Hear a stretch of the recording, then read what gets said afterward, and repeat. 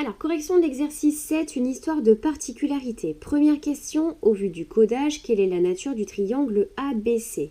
Alors, ABC, eh bien, on voit qu'il a deux côtés ici de même mesure. Eh bien, ABC, il est donc isocèle en C. C'est un triangle isocèle en C. Donc, ABC est isocèle en C. Ensuite, question 2, tracer l'axe de symétrie de ABC, puis en déduire la mesure des angles BAC et ABC. Alors, on y va. Un triangle isocèle, il possède un axe de symétrie qui passe ici par le sommet C, en lequel il est isocèle en fait, et qui est perpendiculaire au segment AB. Voilà. Donc l'axe de symétrie, il est perpendiculaire ici, et en fait, on a ces deux longueurs qui sont les mêmes. Alors, on s'aperçoit que notre angle CAB et l'angle CBA, ces deux angles-là, eh bien, ils sont symétriques l'un de l'autre par rapport à l'axe qu'on vient de tracer. Souviens-toi, ce qu'on a vu sur la symétrie axiale, elle conserve les longueurs et les mesures d'angle, ce qui signifie que ces deux angles-là, eh bien, ils sont de même mesure. On sait aussi que lorsqu'on fait la somme des trois mesures des angles dans un triangle, on obtient 180 degrés. Donc déjà 180 degrés, si on enlève les 84 degrés qui sont ici, il nous reste 96 degrés. Et ensuite ces 96 degrés, on les partage en deux. Et chacun des angles aura donc une mesure ici de 48 degrés. Alors on va juste dire que la mesure de l'angle BAC, c'est la même que la mesure de l'angle ABC. Donc c'est par symétrie, symétrie par rapport à cet axe-là. Et leur mesure, on l'obtient en faisant 180 déjà moins 84 et en divisant par 2 puisque ces deux angles-là sont de même mesure. 180 moins 84 degrés, ça fait 96 degrés et 96 divisé par 2, ça fait 48 degrés. Question 3. Au vu du codage, quelle est la nature du triangle DEF? Alors là, on a un triangle dans lequel les trois côtés sont de même mesure. C'est ce qu'on appelle un triangle équilatéral. DEF est équilatéral.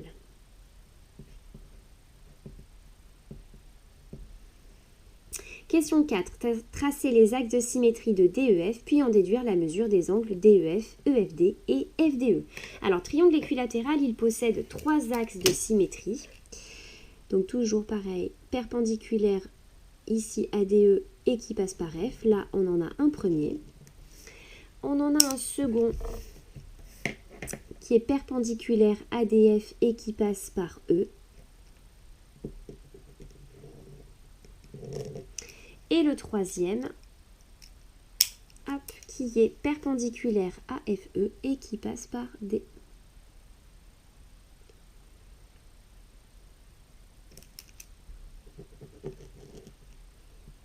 Et les trois axes de symétrie d'un triangle équilatéral, tu vois, ils se coupent en un même point.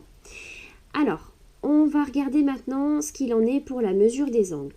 Alors, par rapport ici à l'axe de symétrie violet, eh bien, de nouveau, on a cet angle-là qui est le symétrique de celui-ci. Ces deux angles-là sont symétriques par rapport à notre axe, donc ils sont de même mesure. Et puis, si on regarde par rapport à l'axe ici, à l'axe de symétrie rouge, eh bien, ces deux angles-là sont symétriques par rapport à cet axe-là. Donc, ces deux-là sont de même mesure. Et enfin, si on regarde par rapport à l'axe orange, eh bien, ces deux angles-là, étant symétriques, ils sont aussi de même mesure. Bon, finalement, on a les deux violets ici qui sont de même mesure et celui-ci qui est également de même mesure que celui-ci.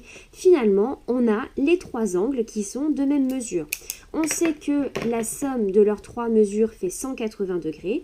Donc, pour trouver la mesure de chacun d'eux, on a juste à faire 180 degrés divisé par 3 qui fait 60 degrés. Et par symétrie, donc du fait de la symétrie axiale, la mesure des les trois angles sont de même mesure. On va juste donc marquer que la mesure de l'angle DEF, c'est la même que la mesure de l'angle EFD, qui est égale à la mesure de l'angle FDE. Pour obtenir leur mesure, on fait 180 degrés divisé par 3, 60 degrés. Donc chacun ici fait 60 degrés. Et ici, on peut remarquer que c'était 48 degrés aussi. Voilà. Question 5. Au vu du codage, quelle est la nature du triangle GHI? Alors, on a un triangle dans lequel on a un angle droit. C'est ce qu'on appelle un triangle rectangle. GHI et donc rectangle en H. GHI et rectangle en H. Question 6. Comment peut-on qualifier les angles GIH et IGH? Alors, ces deux angles-là, déjà, tu vois que eh bien, ce sont des angles qui sont plus petits qu'un angle droit. C'est ce qu'on appelle des angles aigus. Et puis, donc souviens-toi, hein, la somme des trois mesures d'angle fait 180 degrés. 180 degrés, si on enlève la mesure de l'angle droit ici, qui fait 90, on obtient encore 90 degrés. Ce qui signifie que la somme de ces deux mesures fait 90 degrés. Et deux angles dont la mesure fait 90 degrés, c'est ce qu'on appelle, souviens-toi, ce qu'on a travaillé dans le chapitre angle et parallélisme, on appelle ces deux angles des angles complémentaires. On a donc GIH, donc l'angle GIH et l'angle IGH.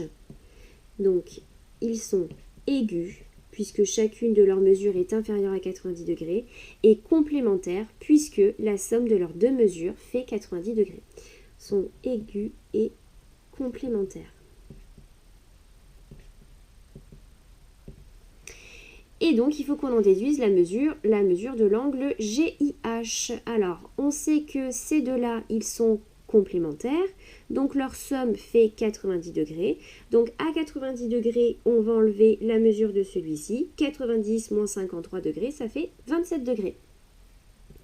Alors, la mesure de l'angle GIH, c'est donc 90 degrés moins 53 degrés qui fait 27 degrés. Donc cet angle-là, il mesure 27 degrés. On vient donc ici de voir une propriété sur les angles de chaque triangle. Au niveau du triangle isocèle, on aura un triangle isocèle si et seulement si le triangle possède deux angles de même mesure. Alors si et seulement si, je te rappelle que ça signifie que la propriété marche dans les deux sens. C'est-à-dire, si tu as un triangle dans lequel il y a deux angles de même mesure, alors tu pourras dire que ce triangle, il est isocèle. Et de la même façon, si tu as un triangle isocèle, eh bien tu sais qu'à l'intérieur de ce triangle isocèle, il y a deux angles de même mesure. Au niveau du triangle équilatéral, eh bien, chacun de ces trois angles a une mesure de 60 degrés. Et puis, dans le triangle rectangle, eh bien, on vient de voir que le triangle rectangle, il possède deux angles aigus et complémentaires. Et les trois propriétés marchent dans les deux sens. Voilà, c'est terminé pour cet exercice.